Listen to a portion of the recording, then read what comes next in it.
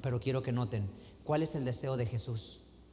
Según sus últimas palabras, en Mateo 28, versículo 19 y 20, sus últimas palabras es: vayan al mundo y hagan discípulos a las naciones. Jesús desea que la casa del Padre se abra para que muchas personas vengan al conocimiento. Eso es lo que Jesús desea. Y su misión es que la humanidad conozca.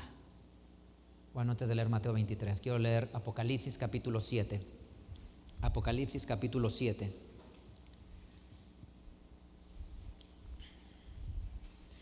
Apocalipsis capítulo 7 dice, versículo 9. Apocalipsis capítulo 7, versículo 9. Después de estas cosas miré, y aquí una gran compañía, la cual ninguno podía contar, de todas las gentes y linajes y pueblos y lenguas que estaban delante del trono, en la presencia del Cordero, vestidos de ropas blancas y palmas en sus manos.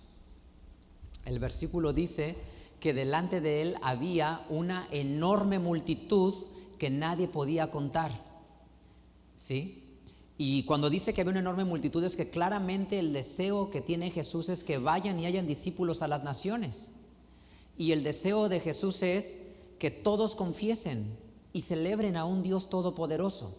El cristianismo sí es una religión proselitista. ¿Qué significa eso? Sí es una religión que se dedica a evangelizar y a convertir a las personas. El judaísmo no es una religión proselitista en la actualidad. No es una religión que ande por las calles diciendo: hey, conviértete al judaísmo, hey, ven, forma parte de nosotros. No, tú llegas a una comunidad judía y te reciben con precaución y con miedo, porque han sido tan perseguidos y queridos los han querido exterminar, que a cualquier gente que llega a la comunidad judía le tienen miedo porque piensan que es un hombre bomba que viene a matarlos. Y por eso es que son tan celosos de no dejar entrar a nadie. No es una comunidad activa en el proselitismo, sino es una comunidad que dice: los que somos aquí está bien, y que seamos poquito no pasa nada, la cantidad que seamos no es relevante. Pero el cristianismo no es así. El cristianismo sí es una religión evangélica, proselitista, que busca tener muchos adeptos, porque en Apocalipsis 7 que ustedes leyeron dice claramente que había una grande multitud de todos los pueblos, naciones y lenguas. Entonces deben de ser millares y millones de personas que invoquen el nombre de Jesús. Y esa es la gran comisión. Alguien que se confiesa discípulo de Jesús tiene que tener esta necesidad de que la iglesia sea grande, en congregación. Mateo capítulo 18, versículo 20 dice, Mateo capítulo 18, versículo 20. Mateo capítulo 18, versículo 20. Dice así: porque donde están 2 o 3 congregados en mi nombre, allí estoy en medio de ellos. ¿Por qué dice Jesús esta frase, donde estén 2 o 3 congregados en mi nombre? Porque cuando empieza todo el proceso del cristianismo, no eran grupos grandes, sino eran grupos pequeños. Y al ser grupos pequeños, empezaban con 2 o 3. Y eso es a lo que los va a inspirar. Donde estén 2 o 3 congregados en mi nombre, ahí estoy yo en medio de ellos. ¿A qué época se refiere? A la época cuando Él estaba con ellos. Es la forma de inspirarles valor. Miren, Mateo, vamos a leer esta parábola.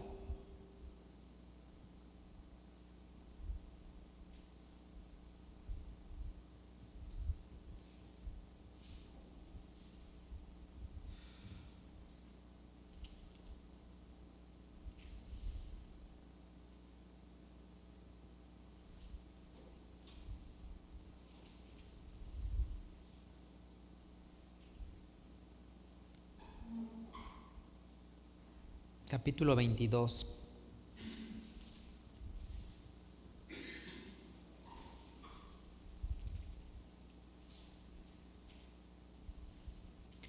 versículo 1 en delante. Mateo capítulo 22, versículo 1 en delante dice así: Y respondiendo Jesús les volvió a hablar en parábolas diciendo: El reino de los cielos es semejante a un hombre rey que hizo bodas a su hijo y envió a sus siervos para que llamasen a los llamados a las bodas, mas no quisieron venir. Y volvió a enviar otros siervos, diciendo: Decid a los llamados: He aquí, mi comida he aparejado, mis toros y animales engordados son muertos, y todo está prevenido, venid a las bodas. Mas ellos no se cuidaron, y se fueron, uno a la labranza, otro a sus negocios, otros tomando a sus siervos los afrentaron y los mataron. Y el rey, oyendo esto, se enojó, y enviando sus ejércitos destruyó a aquellos homicidas y puso fuego a su ciudad. Entonces dice a sus siervos: Las bodas a la verdad están preparadas, mas los que eran llamados no eran dignos. Vayan pues a la salida de los caminos y llamen a las bodas a cuantos hallaren. Y saliendo los siervos por los caminos, juntaron a todos los que hallaron, juntamente malos y buenos, y las bodas fueron llenas de convidados. ¿Cómo se llenó la boda? Dice que había muchísimos invitados, pero ¿cómo eran los invitados que estaban en las bodas? Malos y buenos. El versículo dice que estaba lleno de convidados malos y buenos. Pero ¿qué era lo importante? Que se llenara la boda. ¿Sí? Porque estando en la boda, la gente puede cambiar. Esta parábola es un mensaje, y el mensaje es muy claro. Dice: vayan por los caminos, por los vallados y tráiganlos. Y es muy importante entender la parábola, porque el grave problema del judaísmo en los días de Jesús fue que marginó a todos los que no eran como ellos. Es decir, dentro de los mismos esenios decían: somos más santos que el mismo resto del pueblo. Como no podemos estar con ellos, nos vamos a aislar y nos vamos a ir a las montañas, a las desierto, a la fuera de la ciudad, y viviremos aparte, porque no nos podemos juntar con ellos, porque no entienden la santidad. Los fariseos, con todo su conocimiento y su intelectualidad, menospreciaban a todos aquellos que eran pobres y de las clases menos favorecidas. Los saduceos era la clase rica, los fariseos era la clase media y la clase intelectual, pero nadie se acordaba de la gente en extrema pobreza. Los publicanos, por otro lado, pues eran personas que tenían oficios dentro del gobierno romano. Pero lo que es relevante que les quiero decir es: ¿cuál es el problema del pueblo de Israel? Que no entendieron la llegada de Jesús, y hasta el presente siguen sin entender el principio de Jesús. Pero ¿cuál es lo peligroso? Que a la iglesia de Cristo le pasa exactamente lo mismo, que no alcance a entender cuál es su misión. Su misión es llenar la casa. Su misión es lo que se cumpla lo que dice Apocalipsis 7. Vi una gran multitud, millones de personas que no se podían contar, de todas las naciones y lenguas. Mateo capítulo 23, dice la escritura así: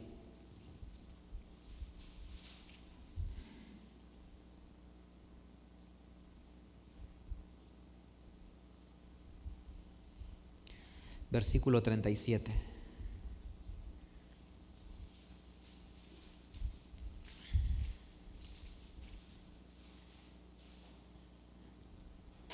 Dice así: Jerusalén, Jerusalén, que matas a los profetas y apedreas a los que son enviados a ti. ¿Cuántas veces quise juntar tus hijos, como la gallina junta sus polluelos debajo de las alas, y no quisiste? He aquí, tu casa es dejada desierta, porque te digo que desde ahora no me verás hasta que digas: bendito el que viene en el nombre del Señor. ¿Cuál fue el problema del pueblo de Israel? Que no conoció, no entendió a Jesús como el Mesías. Y si piensas en nuestra grande comisión, yo quisiera decir una reflexión: ¿no nos podría pasar de la misma manera a nosotros en el tiempo presente? Que perdamos de vista cuál es nuestra comisión, cuál es nuestra misión y nuestra función, porque cada uno de nosotros, en la edad que tenemos un rol que jugar. Venimos a la congregación y necesitamos aprender la palabra de Dios. Es importante que haya en nosotros atención a lo que se enseña y que conozcamos la fe que profesamos y por qué creemos de cierta manera. Es importante que traigamos nuestra Biblia y que hojeemos nuestra Biblia y aprendemos de ella. Y si no traes una Biblia, que al menos saques el celular con la aplicación y leas los versículos que se leen, para que conozcas. Porque no se trata que nos movamos por emociones solamente, sino se trata que nos movamos porque tenemos un conocimiento, porque sé por qué estoy aquí, sé qué es lo que hago, sé cuál es mi propósito, sé cuál es mi misión.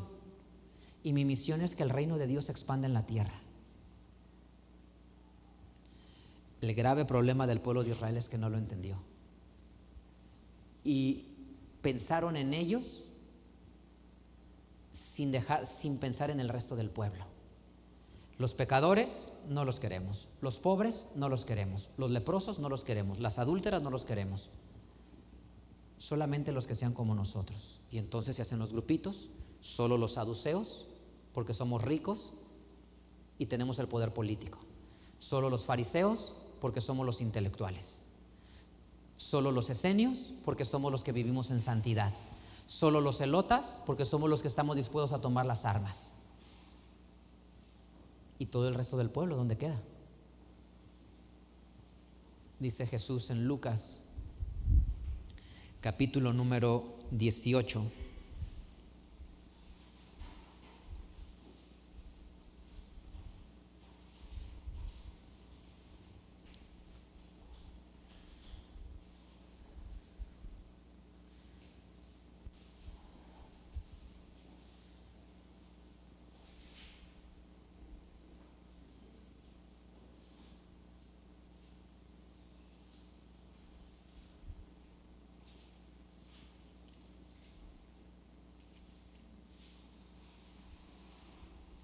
Perdón, 19.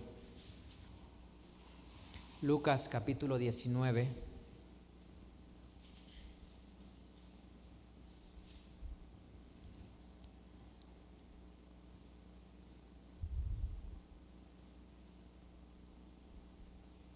Versículo 41. Lucas 19, 41. Dice la Biblia así: y como llegó cerca, viendo la ciudad, lloró sobre ella, diciendo: oh, si también tú conocieses a lo menos en este tu día lo que toca a tu paz, mas ahora está encubierto de tus ojos.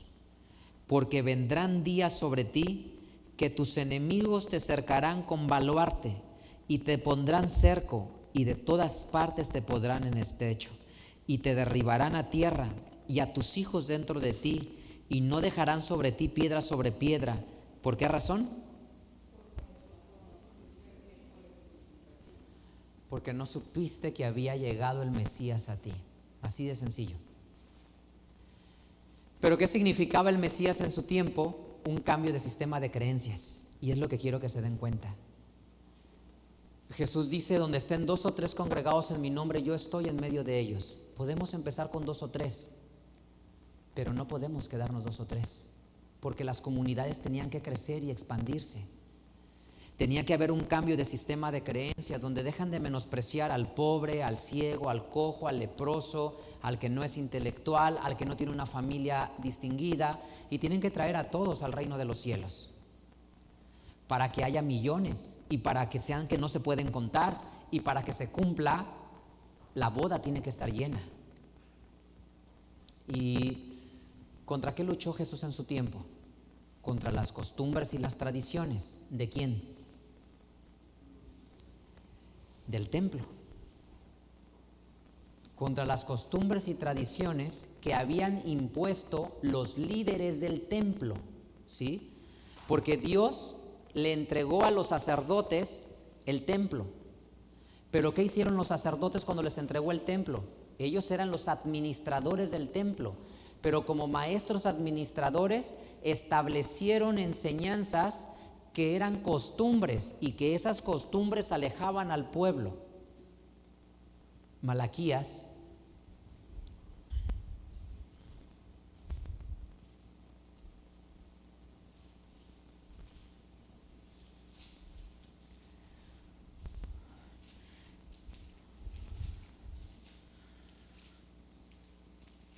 capítulo 2,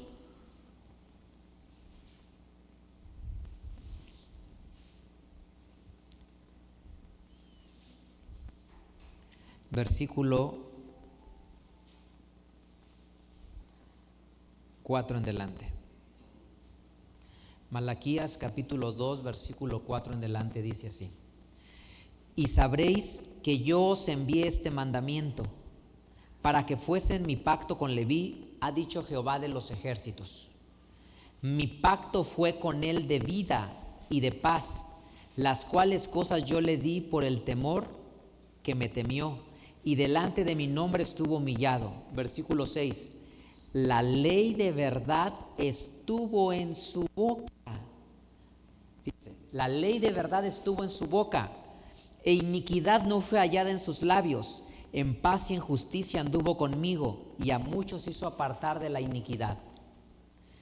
Porque los labios de los sacerdotes han de guardar la sabiduría, y de su boca buscarán la ley. Porque mensajero es de Jehová de los ejércitos. Fíjense, vuelvo a leer el 7. Porque los labios de los sacerdotes han de guardar, ¿qué cosa? Y de su boca buscarán la ley. Versículo 8. Pero ustedes os habéis apartado del camino, han hecho tropezar a muchos en la ley, han corrompido el pacto de Leví, dice Jehová de los ejércitos. Por tanto yo también los torné viles y bajos a todo el pueblo, según que ustedes no habían guardado mis caminos y en la ley tienen acepción de personas. ¿Cuál es el reproche de Dios para el pueblo? Han hecho apartarse de la ley, porque han hecho tropezar al pueblo en la ley. Es decir, ¿cuál es el propósito de la ley? Es bien claro el libro de los Salmos. ¿Qué dice el Salmo 19? La ley de Jehová es perfecta. ¿Qué hace? Que transforma, renueva el alma. El temor de Jehová limpio, que permanece para siempre. Los juicios de Jehová son verdad, todos justos. Deseables son más que el oro y más que mucho oro afinado, y dulce más que miel y que la que destila del panal. Tu siervo es además amonestado con ellos en guardarlos, hay grande galardón. ¿Qué es la ley?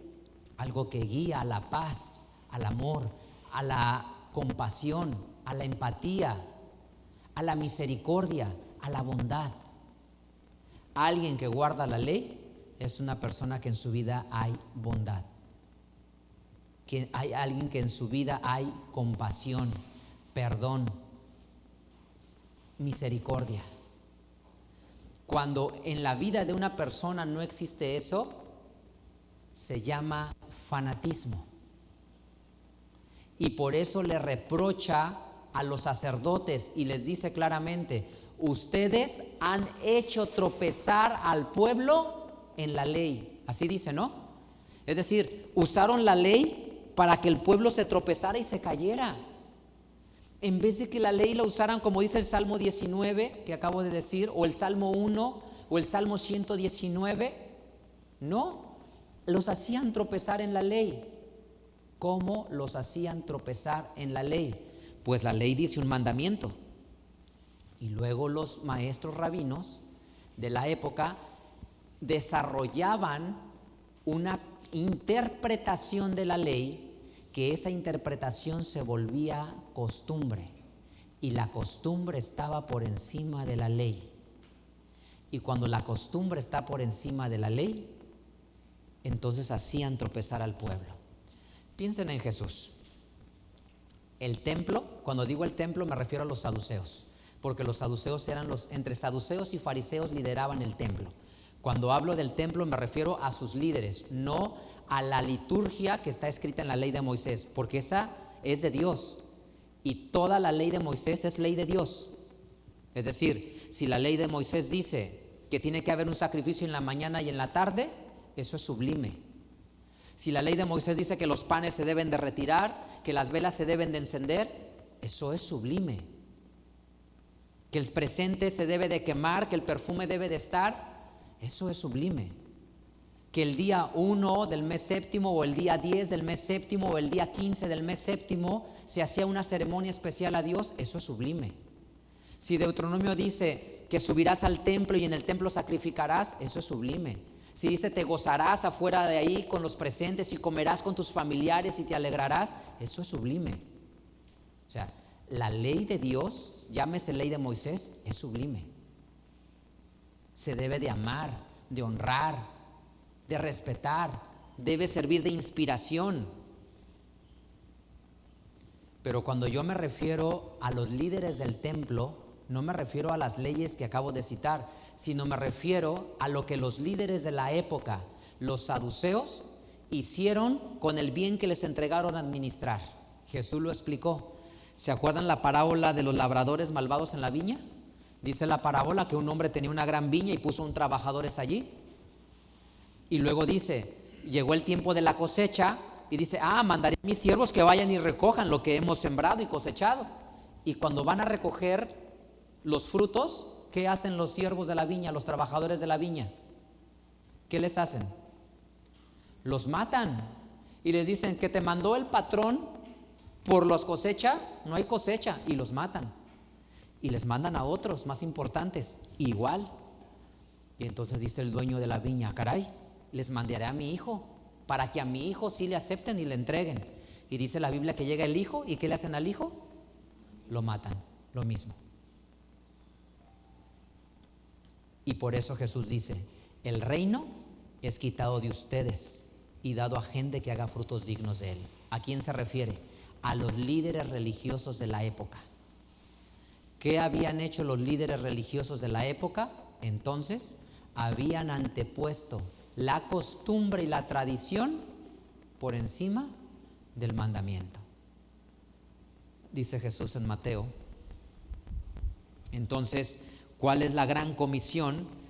No caer en lo mismo que cayó el pueblo que administraba los bienes de Dios. Mateo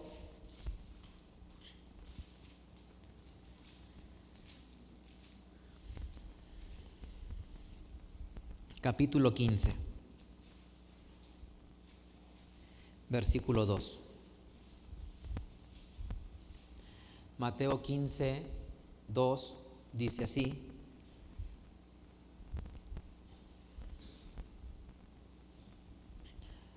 ¿por qué tus discípulos traspasan la tradición de los ancianos? ¿Por qué no se lavan las manos cuando comen? Y él respondiendo les dijo: porque ustedes traspasan el mandamiento de Dios por su tradición.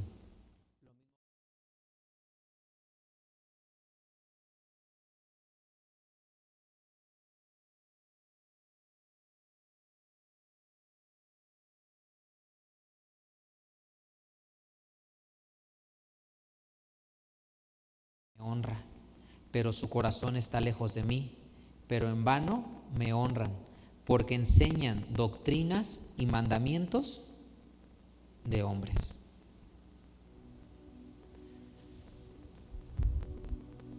Entonces miren, tienes una administración del templo. Si yo preguntara a ustedes qué hizo mal la administración del templo anterior, ¿qué fue lo que hizo mal los administradores anteriores? Se envolvieron en las costumbres y en las tradiciones y dejaron de pensar en el pueblo. Dejaron de pensar en aquellos que realmente necesitaban la palabra de Dios. Porque ¿para qué es la palabra de Dios? ¿Qué ha significado para ti la palabra de Dios y para mí? Si yo pienso que es la palabra de Dios restaura, une familias, recupera matrimonios, rescata a adolescentes y a jóvenes, les da propósito a la vida de los seres humanos, enseña a soñar al que no tiene sueños, enseña a que la vida tenga propósito en aquellos que no tienen propósito, aquellos que huyen y se refugian en las amistades nocivas que lastiman y destruyen, aquellos que se refugian en el alcohol, en el exceso en la fiesta, aquellos que se refugian en el sexo, o quizás se refugian en la avaricia, o a veces en el enojo, en la ira o en el rencor. Esas personas necesitan la palabra de Dios. Y eso es lo importante, que la gran comisión es llevar el evangelio a todas las personas para que suceda lo realmente importante, que las familias sanen, que las personas curen su corazón del dolor del pasado. Y la administración anterior fue desechada por Dios, o fue quitada por Dios más que desechada por Dios. ¿Por qué? Porque las costumbres impidieron ver por los necesitados y por los desfavorecidos. Y eso es lo que a ti y a mí no nos puede pasar. En esta época no nos puede pasar eso.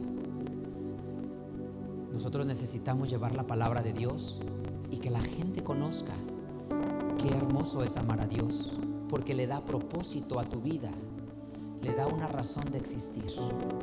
Evangelio según Mateo.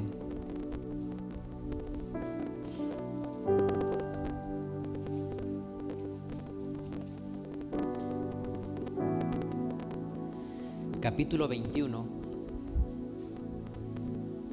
Mateo capítulo 21.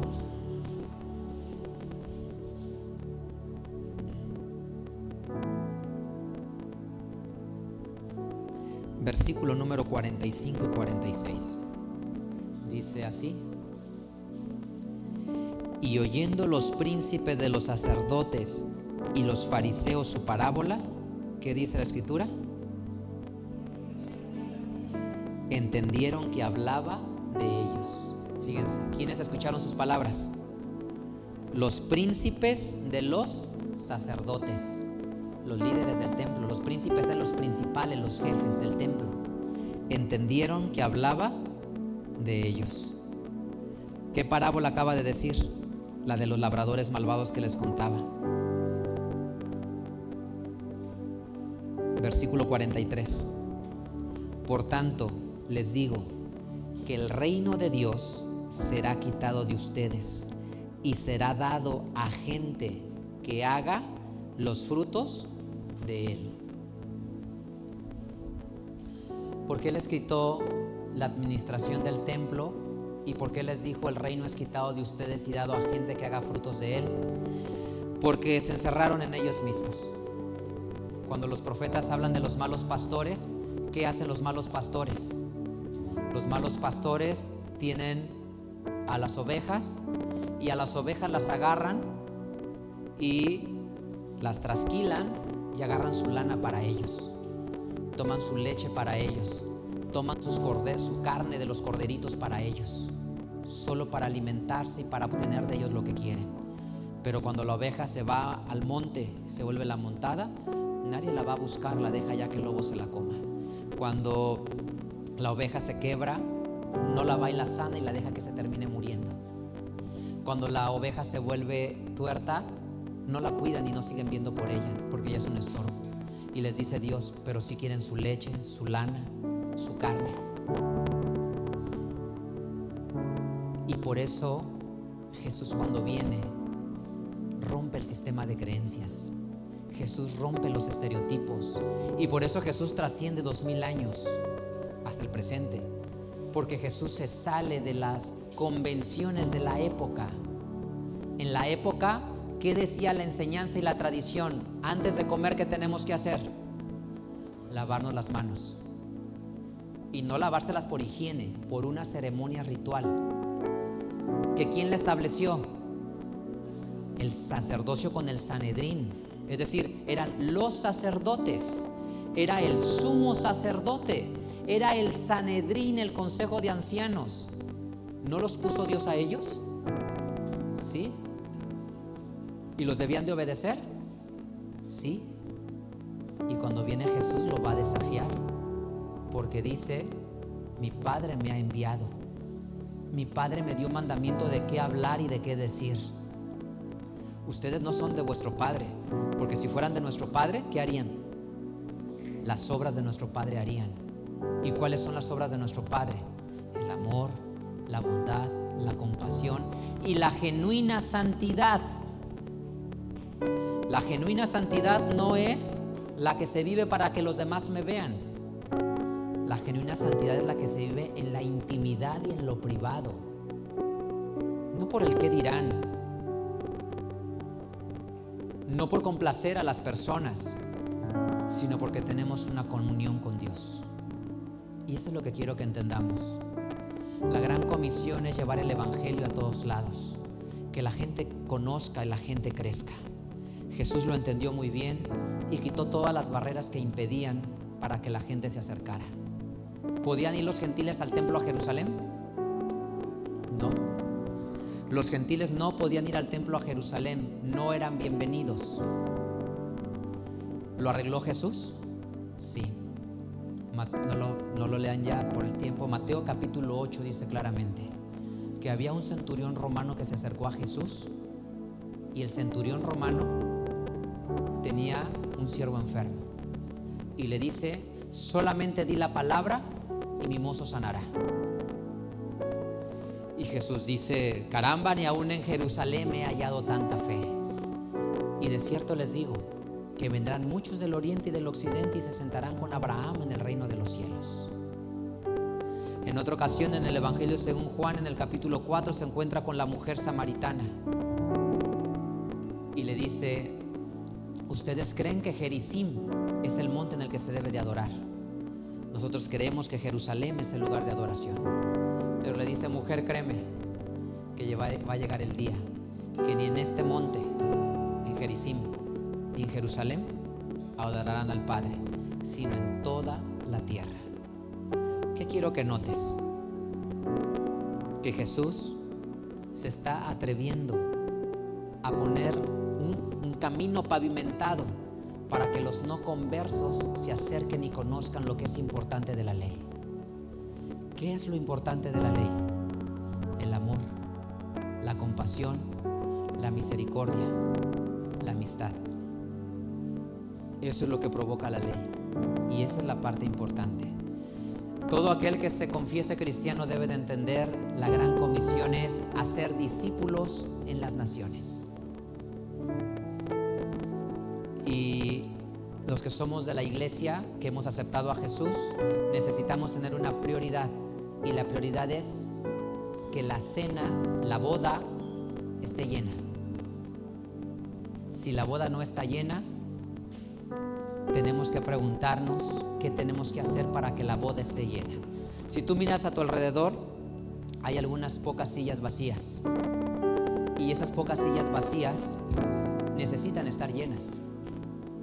Si tú ves esta transmisión y en tu congregación tienes muchas sillas vacías, tienes que preguntarte por qué esas sillas están vacías. Porque la gran comisión es: vayan a las naciones y hagan discípulos. Esa es la gran comisión, hacer discípulos. Jesús desafió su época.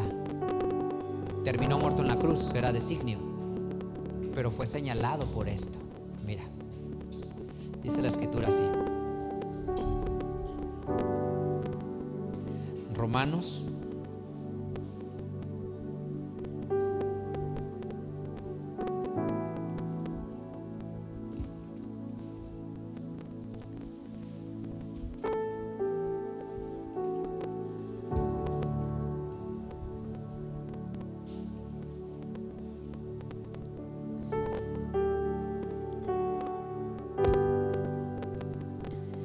capítulo 14.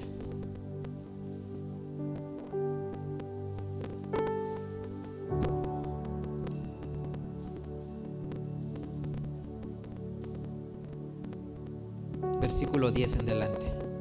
Romanos 14, versículo 10.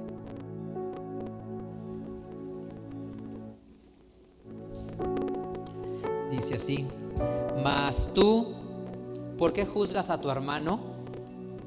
¿O tú también, por qué menosprecias a tu hermano? Porque todos hemos de estar ante el tribunal de Cristo, porque escrito está: vivo yo, dice el Señor, que a mí se doblará toda rodilla y toda lengua confesará a Dios, de manera que cada uno de nosotros dará a Dios razón de sí. Así que no juzguemos más los unos de los otros, antes bien juzgad de no poner tropiezo o escándalo al hermano. Yo sé y confío en el Señor Jesús, que de suyo nada hay inmundo, mas aquel que piensa que alguna cosa ser inmunda, para él es inmunda. Pero si por causa de la comida de tu hermano es contristado, ya no andas conforme a la caridad. No arruines con tu comida aquel por el cual Cristo murió. No sea pues blasfemado vuestro bien. Capítulo 15, versículo 1. Aquí donde estamos. Así que los que somos más firmes debemos sobrellevar las flaquezas de los flacos. ¿Y qué dice el versículo? Y no agradarnos a nosotros mismos. Tenía muy claro un pensamiento Jesús y en consecuencia sus discípulos. No podían convertirse en aquellos que los habían perseguido. Es decir, nunca puedes pasar de perseguido a perseguidor. Nunca puedes pasar de casado a cazador.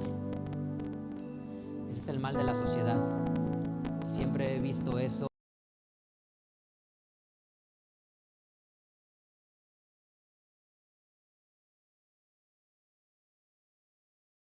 Y vulnerados por su condición económica.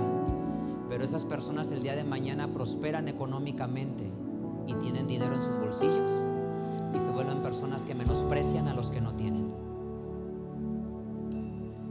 Las personas que son fuertes abusan de los que son débiles, porque como son fuertes se aprovechan de los que físicamente son débiles. Y es el mal de la sociedad. Tú vas a la escuela y a los niños de primero de secundaria, los de tercero, se aprovechan de ellos. Pero cuando los niños de primero de secundaria se vuelven de tercer grado de secundaria, ellos se aprovechan ahora de los que están en primer grado de secundaria. Es decir, un día fueron perseguidos esos niños de primero, ahora se convierten en perseguidores. Y es el gran mal de la sociedad. Pasa de ser perseguido a ser un perseguidor. La iglesia cristiana nace como una iglesia perseguida, vulnerable. Una iglesia perseguida, vulnerable. La iglesia cristiana nace como una iglesia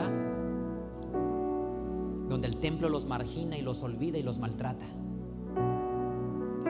donde el templo los intimida y los amenaza para que no lleven el evangelio. Hechos capítulo 4, capítulo 5 está llena de ese ejemplo.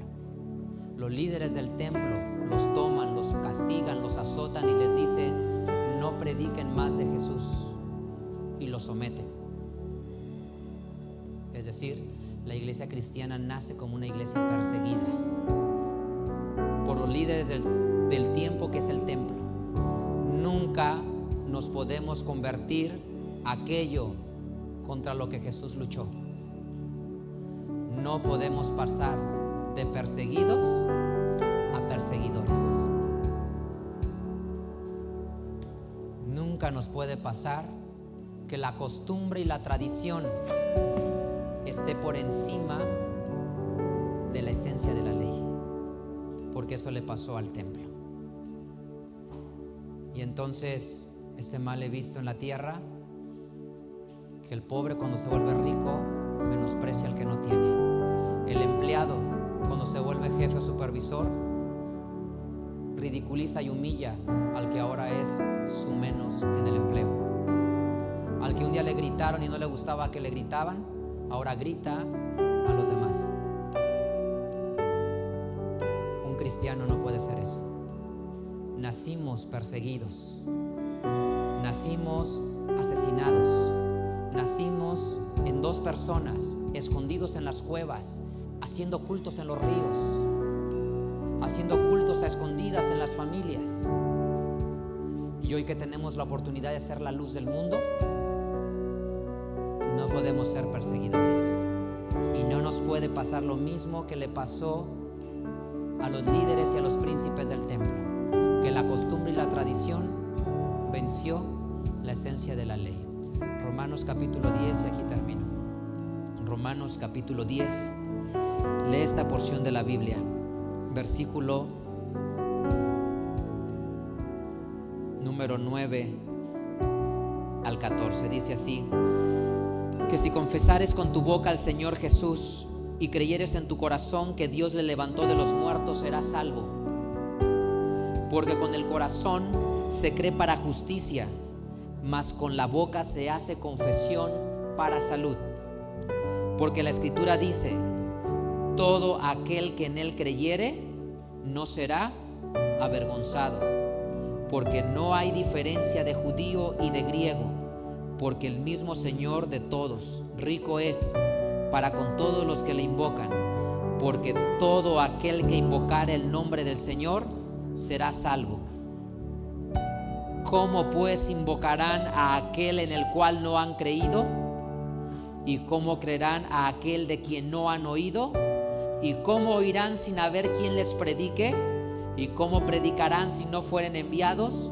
Como está escrito: cuán hermosos son los pies de los que anuncian el evangelio de la paz, de los que anuncian el evangelio de los bienes. Y esta es nuestra gran comisión.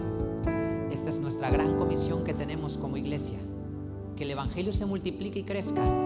No puede haber una silla vacía en este lugar, sino que tienen que estar todas las sillas llenas, porque dice la palabra de Dios claramente: vayan a los caminos, traigan buenos y malos, que mi casa tiene que estar llena.